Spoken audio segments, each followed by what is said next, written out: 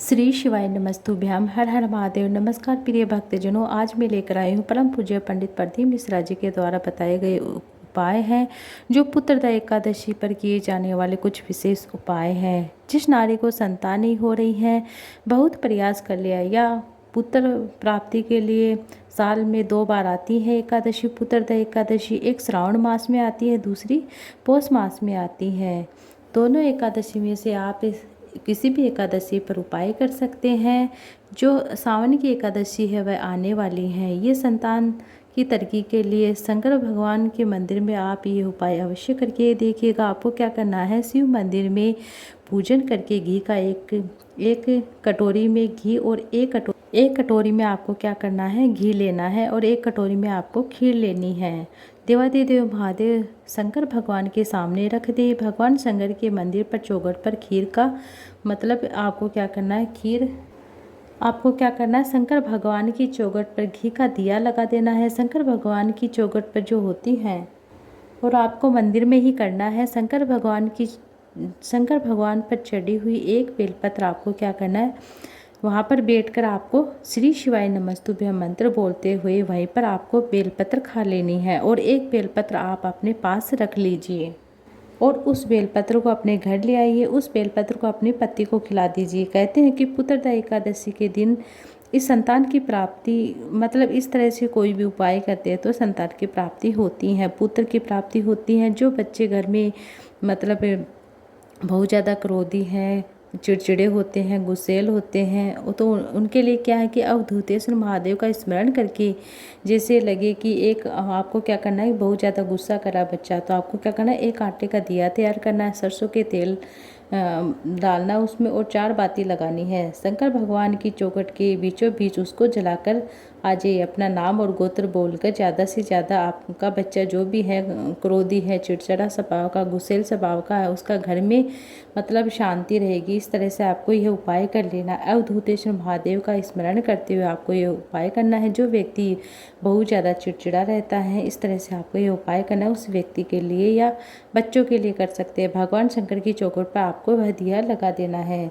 शिव महापुराण की कथा कहती है कि इस तरह से कोई भी उपाय कर लेते हैं तो हमें उसमें सफलता अवश्य मिलती है। अब बढ़ते हैं तीसरे उपाय की ओर। अगर आपके घर में संतान नहीं है तो आपको क्या करना है, सफ़ेद आंकड़े की जड़ का, जो नारी संतान की प्राप्ति के लिए उसका गर्भ नहीं ठहरा है या बच्चा नहीं हो रहा है, जो नारी संतान की प्राप्ति के लिए सफ़ेद आंकड़े की जड़ का प्रयोग करती हैं तो मृगा जी का नाम लेकर शिवलिंग पर से 21 बार घुमाकर वहीं पर नंदी के पास में बैठकर शिवलिंग का दर्शन करते हुए श्री शिवाय नमस्तुभ्यम मंत्र बोलते तो मृगा जी का स्मरण करते हुए बांध लेती हैं तो उसे संतान की प्राप्ति अवश्य होती है। बहुत ही सरल सा उपाय है। दोनों पति पत्नी उस आंकड़े की जड़, सफ़ेद आंकड़े की जड़ होती है, उसको लेकर आकर मंदिर में तुमरुका जी का नाम लेकर 21 बार तुमरुका जी का नाम लेकर आपको क्या करना, शिवलिंग पर 21 बार घुमाकर अपने कमर के बांध लेती हैं तो इस तरह से संतान की प्राप्ति होती है।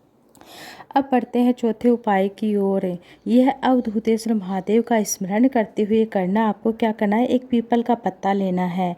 अवधूतेश्वर महादेव का नाम लेकर शंकर भगवान के मंदिर में जाना है। उसके गाय की मतलब जो गाय का दूध होता है उसे जो पीपल का पत्ता है उसमें आपको डालना है। दोनों पति पत्नी अंदर मतलब इस तरह से अवधूतेश्वर का स्मरण करके वह दूध भगवान शिवलिंग पर चढ़ाकर उसका आचमन कर लेते हैं दोनों पति पत्नी तो उसे संतान की प्राप्ति होती है। भोले बाबा उसकी गोद भरते ही हैं, इसमें निश्चितता है। बढ़ते हैं पांचवें उपाय की ओर।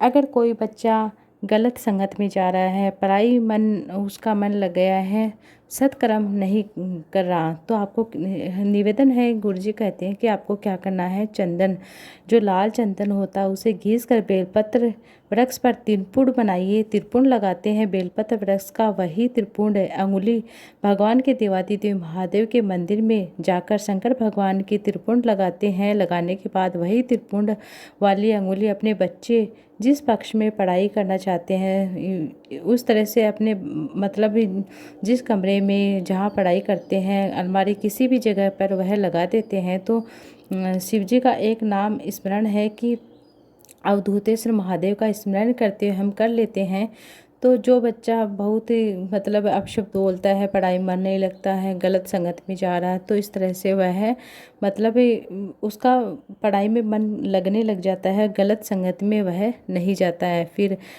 लाल चंदन से पूजने के बाद उसी चंदन को आपको क्या करना है, उस बेलपत्र का तो विसर्जन कर दीजिए। इस तरह से आपको यह उपाय कर लेना है। ये थे पुत्रदा एकादशी के दिन किए जाने वाले कुछ विशेष उपाय। अगर यह उपाय अच्छे लगे तो वीडियो को लाइक शेयर कीजिएगा। कोई कमेंट बॉक्स में आप कोई क्वेश्चन है तो आप पूछ सकते हैं। श्री शिवाय नमस्तुभ्यम। हर हर महादेव।